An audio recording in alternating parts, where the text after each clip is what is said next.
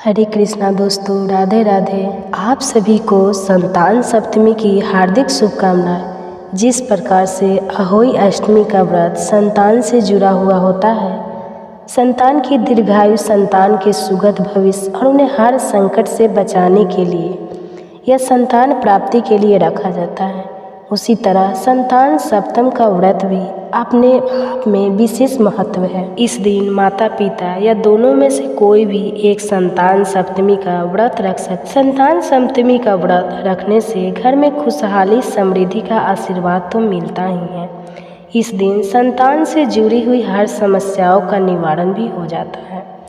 इस शुभ दिन पर भगवान शिव और माता पार्वती जी के साथ ही भगवान श्री कृष्ण के बाल स्वरूप की पूजा करके व्रत की कथा का श्रवण करना चाहिए। तो प्रिय भक्तजनों, अब आपको सुनाते हैं संतान सप्तमी की कथा।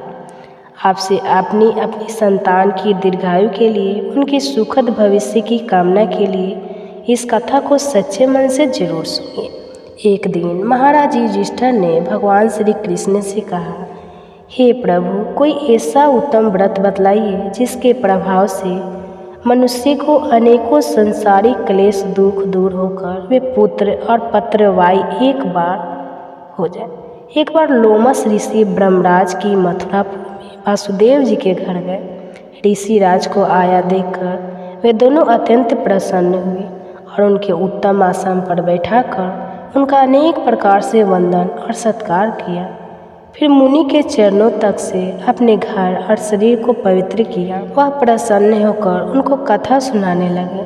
कथा को कहते हुए लोमस ऋषि ने कहा कि हे देवकी, दुष्ट दुराचारी पापी कंस ने तुम्हारे कई पुत्र मार डाले हैं, जिसके कारण तुम्हारा मन अत्यंत दुखी है।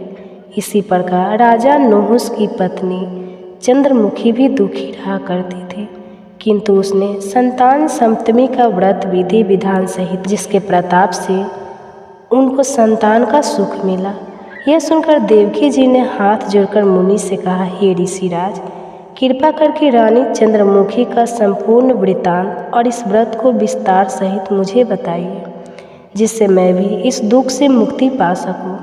तब लोमस ऋषि ने कहा, हे देवकी, अयोध्या के राजा नहुस थे। उनकी पत्नी चंद्रमुखी अपने नाम के अनुरूप ही अत्यंत सुंदर थी। उनके नगर में विष्णुगुप्त नाम का एक ब्राह्मण रहता था, जिसकी पत्नी का नाम भद्रमुंची और सुंदरी थी। रानी और ब्राह्मणी में अत्यंत प्रेम और मित्रता थी। एक दिन वे दोनों सरयू नदी में स्नान करने के लिए गई। वहाँ उन्होंने देखा कि अन्य बहुत सी स्त्रियाँ सरयू नदी में स्नान करके निर्मल वस्त्र पहनकर एक मंडप में शंकर जी और पार्वती जी की मूर्ति स्थापित करके पूजा कर रही थी। रानी और ब्राह्मणी ने यह देखकर उन स्त्रियों से पूछा कि बहनों, तुम यह किस देवता का और किस कारण से पूजन व्रत आदि कर रही हो? यह सुनकर स्त्रियां कहने लगी कि हम संतान सप्तमी का व्रत कर रहे हैं और हमने भगवान शिव और पार्वती जी का पूजन और अक्षत आदि से ससुपचार विधि से किया है कि सब इसी पुण्य व्रत का विधान। यह सुनकर रानी और ब्राह्मणी ने भी इस व्रत को करने का मन ही मन संकल्प लिया और फिर वे दोनों अपने घर वापस लौट आई। ब्राह्मणी भद्रमुंची चंद्रमुखी राजमत के कारण कभी इस व्रत को करती, कभी नहीं करती, कभी भूल हो जाती। कुछ समय के बाद दोनों की मृत्यु हो गई। अपने दूसरे जन्म में रानी बंदरिया और ब्राह्मणी ने मुर्गी की योनि पाई, परंतु ब्राह्मणी मुर्गी की योनि में भी कुछ नहीं भूली और भगवान शंकर तथा माता पार्वती जी का ध्यान करती रही। उधर रानी बंदरिया की योनि में भी सब कुछ भूल गई। कुछ समय के बाद दोनों ने यह देह भी त्याग दी। अब इनका तीसरा जन्म फिर से मनुष्य योनि में। उस ब्राह्मणी ने एक ब्राह्मणी के यहाँ कन्या के रूप में जन्म लिया और उस ब्राह्मण कन्या का नाम भूषण देवी रखा तथा विवाह गोकुल निवासी अग्निशल ब्राह्मण से कर दिया गया। भूषण देवी इतनी सुंदर थी कि वह आभूषण रहित होते हुए भी अत्यंत सुंदर लगती थी। यहाँ तक कि कामदेव की पत्नी रति भी उसके सम्मुख लज्जा थी। भूषण देवी के अत्यंत सुंदर सर्वगुण संपन्न चंद्रमा के समान धर्मवीर, कर्मनिष्ठ, सुशील स्वभाव वाले 8 पुत्र हुए। ये सब भगवान शिव के इस दिव्य और पावन व्रत का ही पुनीत फल था। दूसरी ओर शिव विमुख रानी के गर्भ से अभी कोई पुत्र नहीं हुआ। वह निसंतान दुखी रहने लगी। रानी और ब्राह्मणी में जो प्रीति पहले जन्म में थी वह अभी बनी रही। रानी जब वृद्धावस्था को प्राप्त होने लगी तब उसके गूंगा, बहरा और बुद्धिहीन अल्पायु वाला एक पुत्र हुआ। वह भी 9 वर्ष की आयु में इस क्षण भंगुर संसार को छोड़कर चला गया। अब तो वह रानी पुत्र शोक से अत्यंत दुखी और व्याकुल रहने लगी। देवयोग से भूषण देवी ब्राह्मणी रानी के यहाँ अपने पुत्रों को लेकर पहुंची। रानी का हाल सुनकर उसे भी बहुत दुख हुआ, किंतु इसमें किसी का क्या वश। कर्म और प्रारब्ध के लिखे हुए को तो स्वयं ब्रह्मा जी भी नहीं मिटा सकते। रानी कर्म थी, अपने संकल्प को भूल गई थी, इसी कारण उसे दुख भोगना पड़ा। इधर रानी ब्राह्मणी के इस वैभव और 8 पुत्रों को देखकर उसमें मन में ईर्ष्या करने लगी और उसके मन में पाप उत्पन्न हो गया। उस ब्राह्मणी ने रानी का दुख दूर करने के निमित्त अपने 8 पुत्र रानी के पास छोड़ दिए। रानी ने पाप के वशीभूत होकर उन ब्राह्मणी पुत्रों की हत्या करने के विचार से लड्डू में विष मिलाकर उन सभी को खिला दिया। परंतु भगवान शंकर और माता पार्वती की कृपा से एक भी बालक की मृत्यु नहीं हुई। यह देखकर रानी तो अत्यंत आश्चर्यचकित हो गई और इस रहस्य का पता लगाने की उसने मन में ठान ली। इधर भगवान की पूजा से निर्मित होकर जब भूषण देवी रानी के पास आई तो रानी ने उससे कहा, मैंने तुम्हारे बालकों को लड्डू में जहर मिलाकर खिलाए, लेकिन इनमें से एक भी नहीं मरा। तुमने ऐसा कौन सा दान पुण्य व्रत किया है जिसके कारण तुम्हारे पुत्र नहीं मरे और तुम नित्य नए सुख भोग रही हो? तुम्हारा तो बड़ा सौभाग्य है। इसका भेद तुम मुझसे निस्सक होकर समझाओ, मैं तुम्हारी बड़ी ऋणी रहूँगी। रानी के ऐसे दीन वचन सुनकर भूषण ब्राह्मणी कहने लगी, सुनो, तुमको 3 जन्म का हाल कहती हूँ, सो ध्यानपूर्वक सुनना। पहले जन्म में तुम राजा नहुस की पत्नी थी और तुम्हारा नाम चंद्रमुखी था, मेरा नाम भद्रमुखी था और मैं तब ब्राह्मणी थी। तुम अयोध्या में रहते थे और मेरा और तुम्हारा बड़ा प्रेम था। एक दिन तुम दोनों सरयू नदी में स्नान करने गए और दूसरी स्त्री को संतान सप्तमी का उपवास शिव जी का पूजन अर्चन करते देखकर हमने भी इस उत्तम व्रत को करने की प्रतिज्ञा की, तो तुम सब भूल गई और झूठ बोलने का दोष तुमको लगा, जिसे तुम आज भी भोग रही हो। और मैंने इस व्रत को आचार विचार सहित नियम पूर्वक सदैव किया और आज भी करती हूँ। दूसरे जन्म में तुमने बंदरिया का जन्म लिया और मुझे मुर्गे की योनि मिली। भगवान शंकर की कृपा से इस व्रत के प्रभाव तथा भगवान को इस जन्म में भी मैं नहीं भूली और निरंतर उस व्रत को नियम अनुसार करती रही। तुम अपने बंदरिया के जन्म में भी उस संकल्प को भूल गई। मैं तो समझती हूँ कि तुम्हारे ऊपर यह जो भारी संकट है उसका एकमात्र यही कारण है और दूसरा इसका कोई कारण हो ही नहीं सकता। बहन, इसलिए तो मैं कहती हूँ कि आप सभी संतान सप्तमी के व्रत को विधि सहित करिए, जिससे आपका यह संकट दूर हो जाएगा।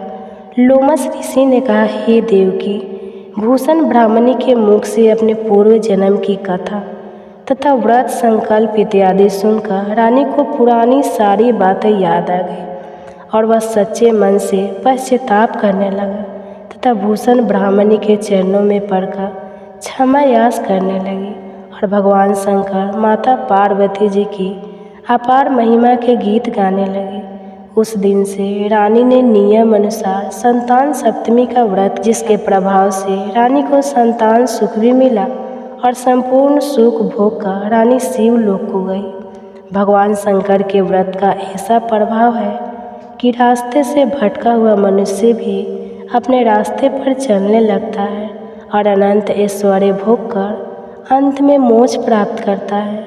लोमा ऋषि ने आगे कहा, हे देवकी, इसलिए मैं तुमसे भी कहता हूँ कि तुम भी इस व्रत को करने का संकल्प अपने मन में करो तो तुमको भी संतान सुख मिलेगा। इतनी कथा सुनकर देवकी जी हाथ जोड़कर लोमस ऋषि से पूछने लगी, हे ऋषिराज, मैं इस पुण्यदायी उपवास को अवश्य करूँगी, किंतु आप इस कल्याणकारी और संतान सुख देने वाले उपवास का विधान नियम अति विस्तार से समझाइए। यह सुनकर ऋषि बोले, हे देवकी, यह पुनीत उपवास भादो भाद्रपद के महीने में शुक्ल पक्ष की सप्तमी तिथि के दिन किया जाता है। उस दिन ब्रह्मा मुहूर्त में उठकर किसी नदी अथवा कुएं के पवित्र जल में स्नान करके साफ स्वच्छ वस्त्र पहनना चाहिए। श्री भगवान शंकर तथा जगदम्बा पार्वती जी की मूर्ति की स्थापना करें। इन प्रतिमाओं के सम्मुख सोने चांदी के तारों का अथवा रेशम का एक गड्ढा बनाएं। उस गड्ढे में 7 गांठें लगानी चाहिए। इस गड्ढे को धूप दीप अष्टगत से पूजा करके अपने हाथ में बांधें और भगवान शंकर से अपनी कामना सफल होने की प्रार्थना करें। इसके बाद 7 पुए बनाकर भगवान को भोग लगाएं और 7 ही पुए अपनी यथाशक्ति और सोने अथवा चांदी की अंगूठी बनाकर इन सबको एक तांबे के पात्र में रखकर उनका शस्त्र उपचार विधि से पूजन करके किसी सदाचारी धर्मनिष्ठ सुपात्र ब्राह्मण को दान दे दें। उसके बाद 7 पुए स्वयं प्रसाद के रूप में ग्रहण करें। इस प्रकार इस व्रत का प्राणायाम करना चाहिए। हर साल की शुक्ल पक्ष की सप्तमी तिथि के दिन हे देवकी, इस व्रत को इस प्रकार नियम पूर्वक करने से सभी पाप नष्ट हो जाते हैं और सौभाग्यशाली संतान उत्पन्न होती है तथा अंत में शिवलोक की प्राप्ति होती है। लोमस ऋषि कहते हैं, हे देवकी, मैंने तुमको संतान सप्तमी का व्रत संपूर्ण विधि विधान विस्तार सहित वर्णन किया है। उसको अब तुम नियम पूर्वक करो, जिससे तुमको उत्तम संतान मिलेगी। इतना कहकर भगवान आनंद कंद भी श्री कृष्ण ने धर्मावतार युधिष्ठिर महाराज से कहा, हे युधिष्ठिर, लोमस ऋषि इस प्रकार हमारी माता देवकी को शिक्षा देकर चले गए।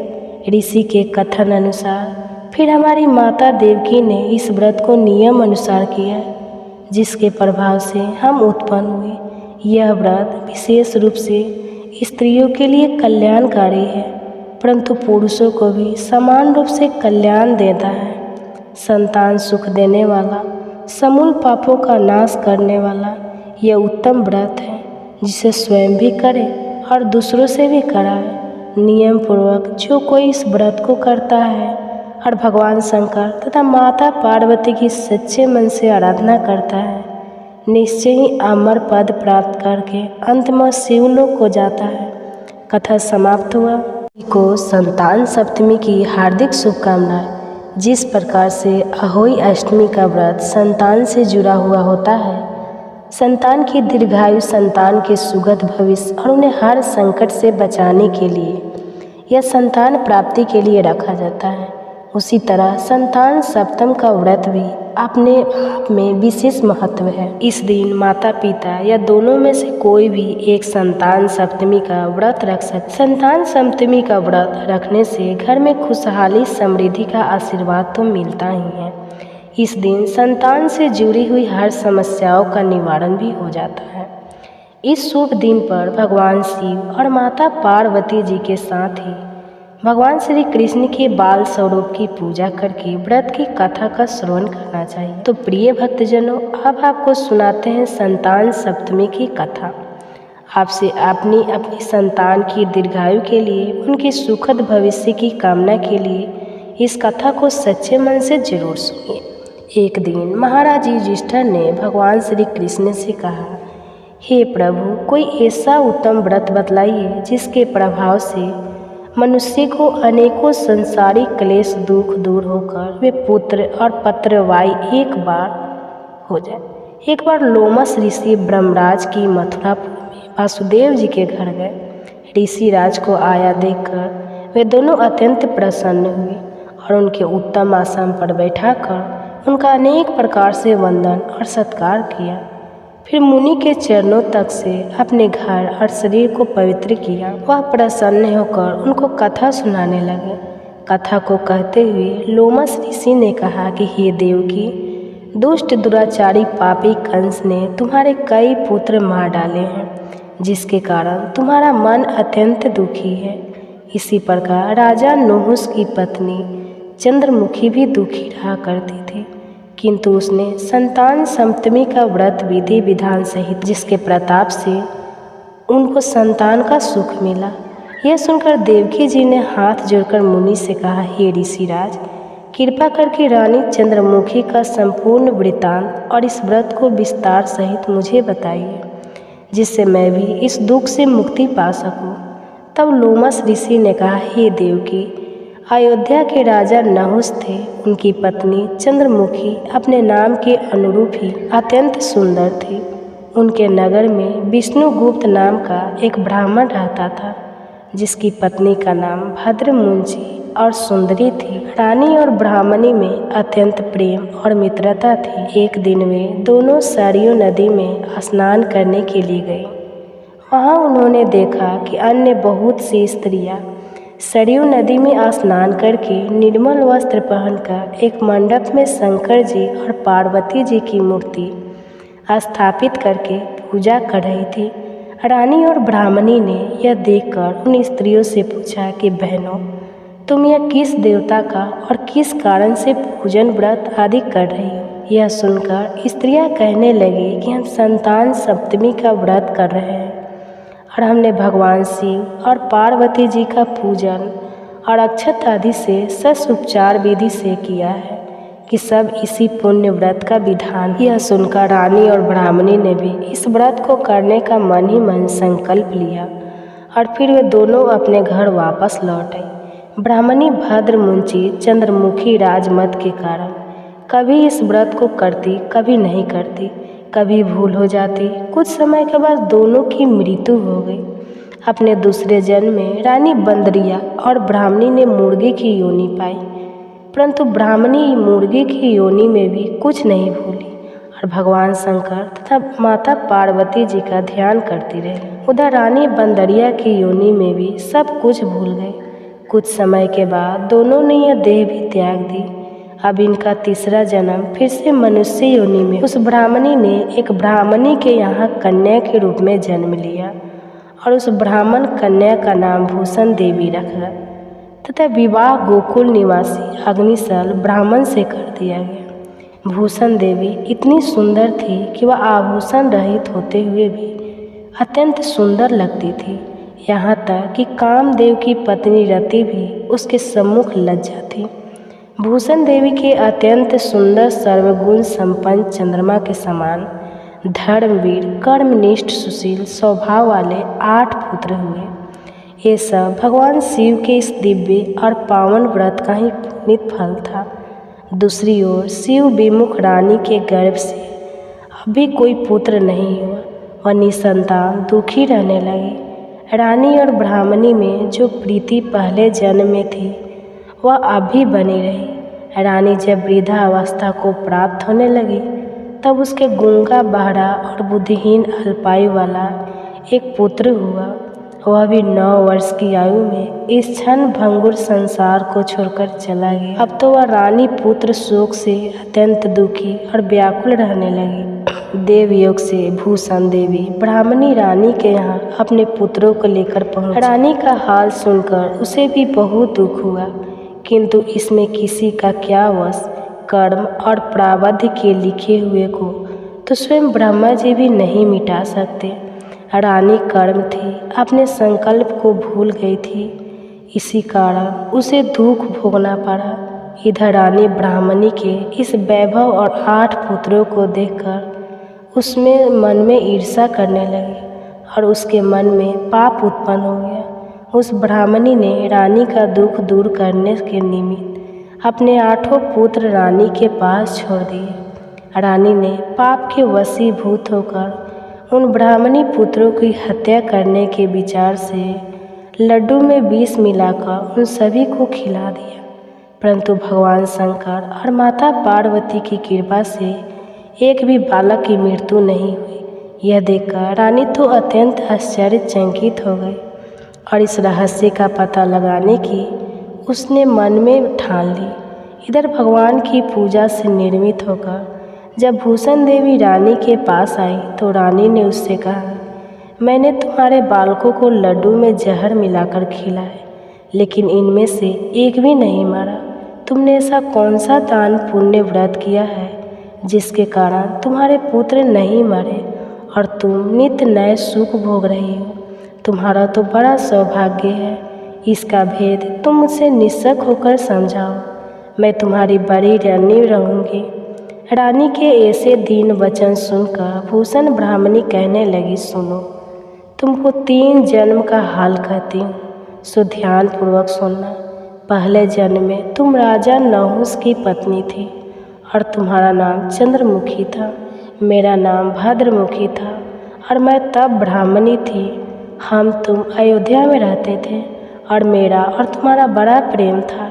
एक दिन तुम दोनों सरयू नदी में स्नान करने गए और दूसरी स्त्री को संतान सप्तमी का उपवास शिव जी का पूजन अर्चन करते देखकर हमने भी इस उत्तम व्रत को करने की प्रतिज्ञा की। तुम सब भूल गई और झूठ बोलने का दोष तुमको लगा, जिसे तुम आज भी भोग रही हो। और मैंने इस व्रत को आचार विचार सहित नियम पूर्वक सदैव किया और आज भी करती हूँ।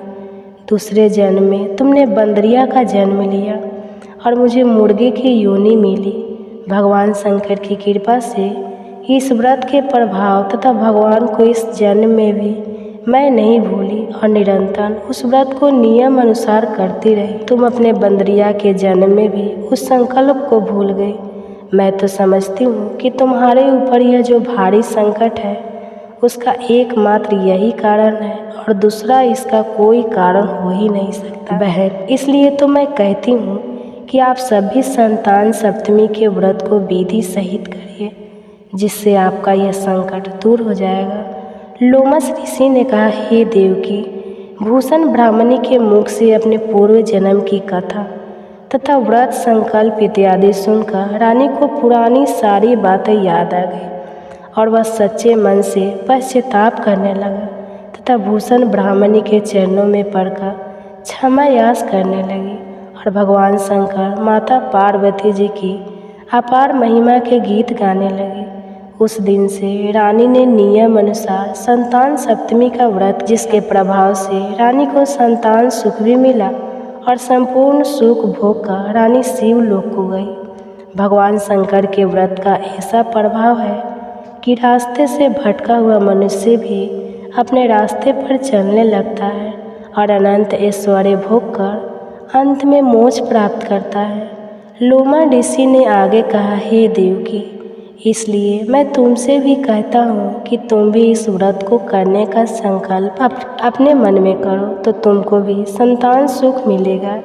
इतनी कथा सुनकर देवकी जी हाथ जोड़कर लोमस ऋषि से पूछने लगी, हे ऋषिराज, मैं इस पुण्यदायी उपवास को अवश्य करूँगी, किंतु आप इस कल्याणकारी और संतान सुख देने वाले उपवास का विधान नियम अति विस्तार से समझाइए। यह सुनकर ऋषि बोले, हे देवकी, यह पुनीत उपवास भादो भाद्रपद के महीने में शुक्ल पक्ष की सप्तमी तिथि के दिन किया जाता है। उस दिन ब्रह्मा मुहूर्त में उठकर किसी नदी अथवा कुएं के पवित्र जल में स्नान करके साफ स्वच्छ वस्त्र पहनना चाहिए। श्री भगवान शंकर तथा जगदम्बा पार्वती जी की मूर्ति की स्थापना करें। इन प्रतिमाओं के सम्मुख सोने चांदी के तारों का अथवा रेशम का एक गड्ढा बनाएं। उस गड्ढे में 7 गांठें लगानी चाहिए। इस गड्ढे को धूप दीप अष्टगत से पूजा करके अपने हाथ में बांधें और भगवान शंकर से अपनी कामना सफल होने की प्रार्थना करें। इसके बाद 7 पुए बनाकर भगवान को भोग लगाएं और साथ ही पुए अपनी यथाशक्ति और सोने अथवा चांदी की अंगूठी बनाकर इन सबको एक तांबे के पात्र में रखकर उनका शस्त्र उपचार विधि से पूजन करके किसी सदाचारी धर्मनिष्ठ सुपात्र ब्राह्मण को दान दे दें। उसके बाद 7 पुए स्वयं प्रसाद के रूप में ग्रहण करें। इस प्रकार इस व्रत का प्राणायाम करना चाहिए।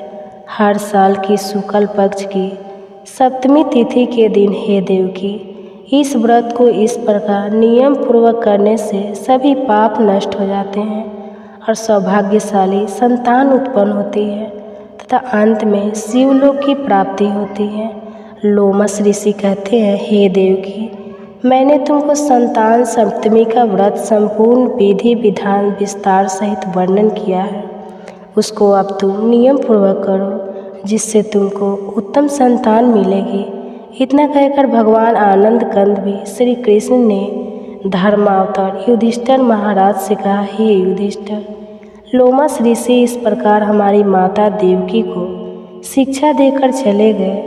ऋषि के कथन अनुसार फिर हमारी माता देवकी ने इस व्रत को नियम अनुसार किया, जिसके प्रभाव से हम उत्पन्न हुए। यह व्रत विशेष रूप से स्त्रियों के लिए कल्याणकारी है, परंतु पुरुषों को भी समान रूप से कल्याण देता है।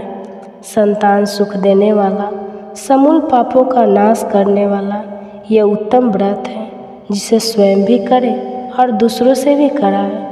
नियम पूर्वक जो कोई इस व्रत को करता है और भगवान शंकर तथा माता पार्वती की सच्चे मन से आराधना करता है, निश्चय ही अमर पद प्राप्त करके अंत में शिवलोक को जाता है।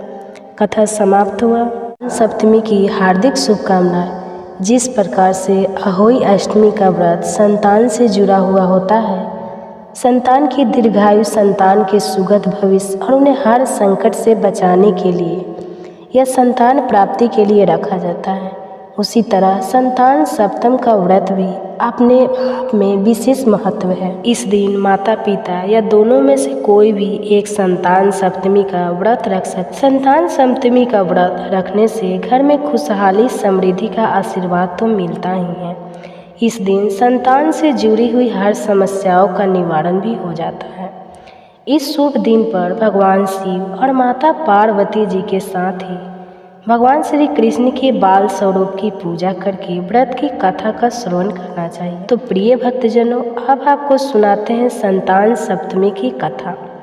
आपसे अपनी संतान की दीर्घायु के लिए, उनकी सुखद भविष्य की कामना के लिए इस कथा को सच्चे मन से जरूर सुनिए। एक दिन महाराज युधिष्ठिर ने भगवान श्री कृष्ण से कहा, हे प्रभु, कोई ऐसा उत्तम व्रत बतलाइए जिसके प्रभाव से मनुष्य को अनेकों संसारिक क्लेश दुख दूर होकर वे पुत्र और पत्रवाई एक बार हो जाए। एक बार लोमस ऋषि ब्रह्मराज की मथुरापुर में वासुदेव जी के घर गए।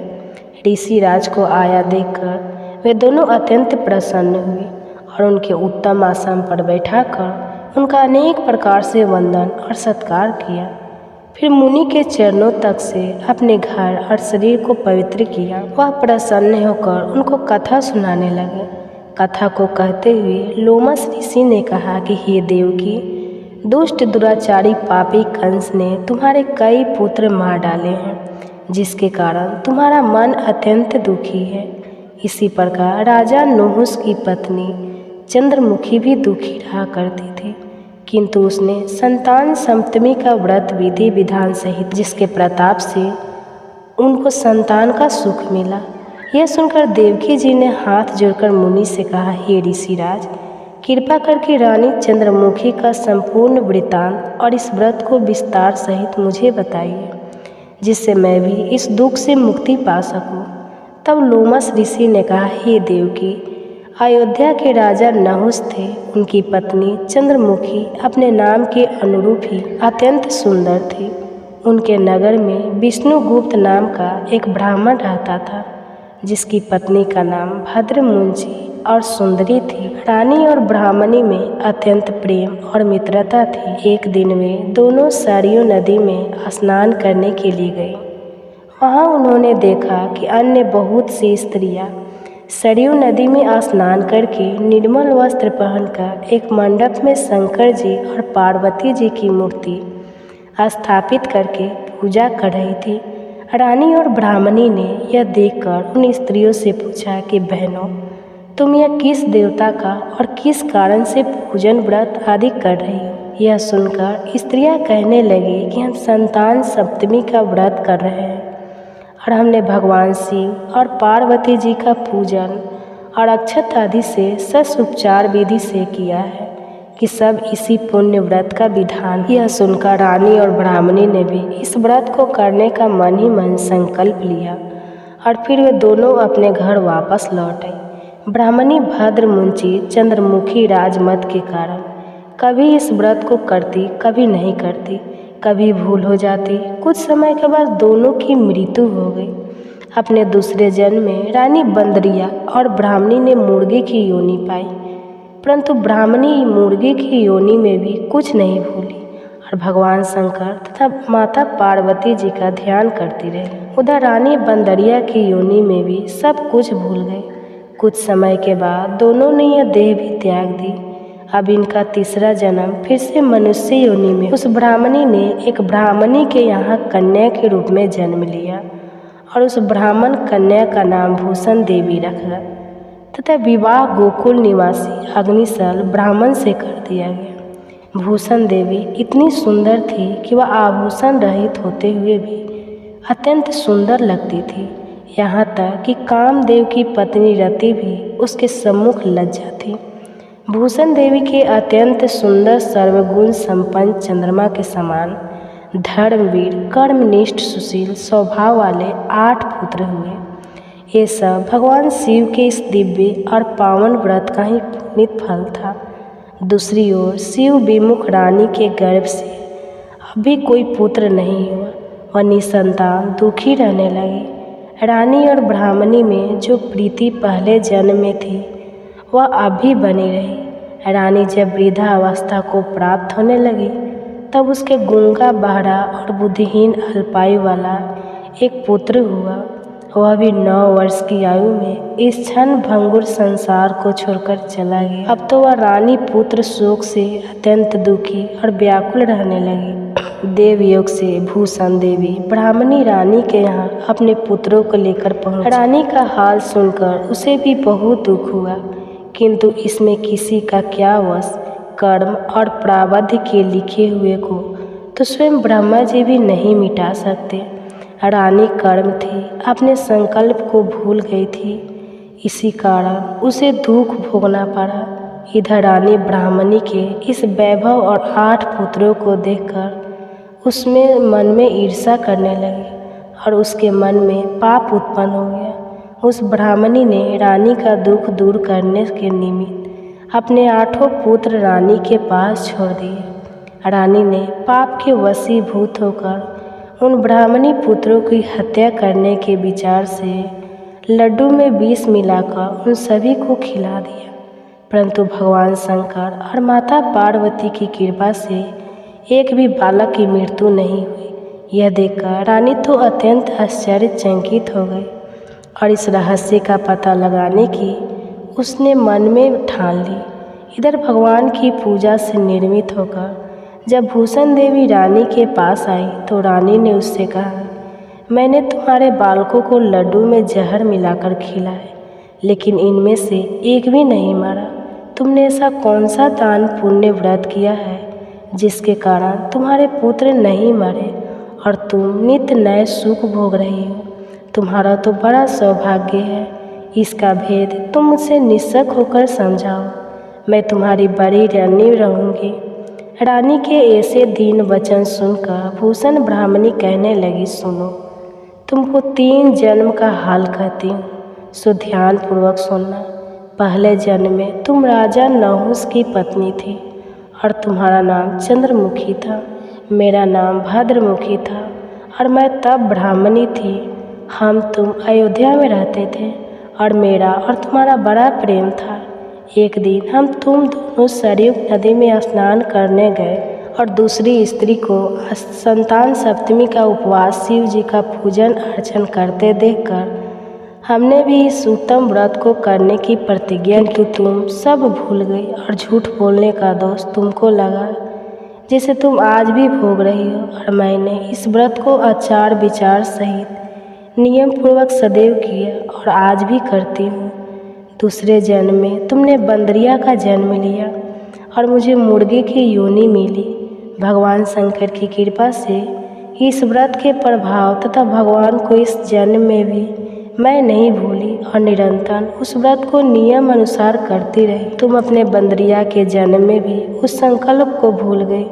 मैं तो समझती हूँ कि तुम्हारे ऊपर यह जो भारी संकट है उसका एकमात्र यही कारण है और दूसरा इसका कोई कारण हो ही नहीं सकता बहन। इसलिए तो मैं कहती हूँ कि आप सभी संतान सप्तमी के व्रत को विधि सहित करिए, जिससे आपका यह संकट दूर हो जाएगा।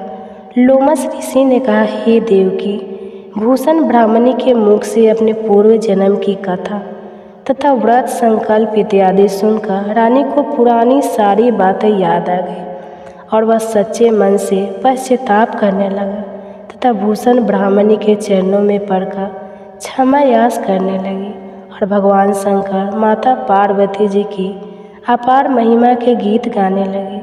उस दिन से रानी ने नियम अनुसार संतान सप्तमी का व्रत, जिसके प्रभाव से रानी को संतान सुख भी मिला और संपूर्ण सुख भोग कर रानी शिवलोक को गई।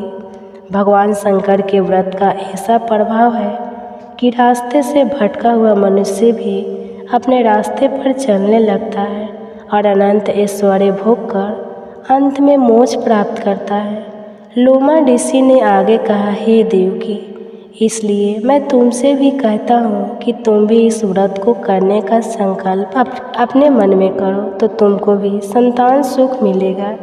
इतनी कथा सुनकर देवकी जी हाथ जोड़कर लोमस ऋषि से पूछने लगी, हे ऋषिराज, मैं इस पुण्यदायी उपवास को अवश्य करूँगी, किंतु आप इस कल्याणकारी और संतान सुख देने वाले उपवास का विधान नियम अति विस्तार से समझाइए। यह सुनकर ऋषि बोले, हे देवकी, यह पुनीत उपवास भादो भाद्रपद के महीने में शुक्ल पक्ष की सप्तमी तिथि के दिन किया जाता है। उस दिन ब्रह्मा मुहूर्त में उठकर किसी नदी अथवा कुएं के पवित्र जल में स्नान करके साफ स्वच्छ वस्त्र पहनना चाहिए। श्री भगवान शंकर तथा जगदम्बा पार्वती जी की मूर्ति की स्थापना करें। इन प्रतिमाओं के सम्मुख सोने चांदी के तारों का अथवा रेशम का एक गड्ढा बनाएं। उस गड्ढे में 7 गांठें लगानी चाहिए। इस गड्ढे को धूप दीप अष्टगत से पूजा करके अपने हाथ में बांधें और भगवान शंकर से अपनी कामना सफल होने की प्रार्थना करें। इसके बाद 7 पुए बनाकर भगवान को भोग लगाएं और 7 ही पुए अपनी यथाशक्ति और सोने अथवा चांदी की अंगूठी बनाकर इन सबको एक तांबे के पात्र में रखकर उनका शस्त्र उपचार विधि से पूजन करके किसी सदाचारी धर्मनिष्ठ सुपात्र ब्राह्मण को दान दे दें। उसके बाद 7 पुए स्वयं प्रसाद के रूप में ग्रहण करें। इस प्रकार इस व्रत का प्राणायाम करना चाहिए। हर साल की शुक्ल पक्ष की सप्तमी तिथि के दिन, हे देवकी, इस व्रत को इस प्रकार नियम पूर्वक करने से सभी पाप नष्ट हो जाते हैं और सौभाग्यशाली संतान उत्पन्न होती है तथा अंत में शिवलोक की प्राप्ति होती है। लोमस ऋषि कहते हैं, हे देवकी, मैंने तुमको संतान सप्तमी का व्रत संपूर्ण विधि विधान विस्तार सहित वर्णन किया है। उसको अब तुम नियम पूर्वक करो, जिससे तुमको उत्तम संतान मिलेगी। इतना कहकर भगवान आनंद कंद भी श्री कृष्ण ने धर्मावतार युधिष्ठिर महाराज से कहा, हे युधिष्ठिर, लोमस ऋषि इस प्रकार हमारी माता देवकी को शिक्षा देकर चले गए। ऋषि के कथन अनुसार फिर हमारी माता देवकी ने इस व्रत को नियम अनुसार किया, जिसके प्रभाव से हम उत्पन्न हुए। यह व्रत विशेष रूप से स्त्रियों के लिए कल्याणकारी है, परंतु पुरुषों को भी समान रूप से कल्याण देता है। संतान सुख देने वाला, समूल पापों का नाश करने वाला यह उत्तम व्रत है, जिसे स्वयं भी करे और दूसरों से भी कराए। नियम पूर्वक जो कोई इस व्रत को करता है और भगवान शंकर तथा माता पार्वती की सच्चे मन से आराधना करता है, निश्चय ही अमर पद प्राप्त करके अंत में शिवलोक को जाता है। कथा समाप्त हुआ।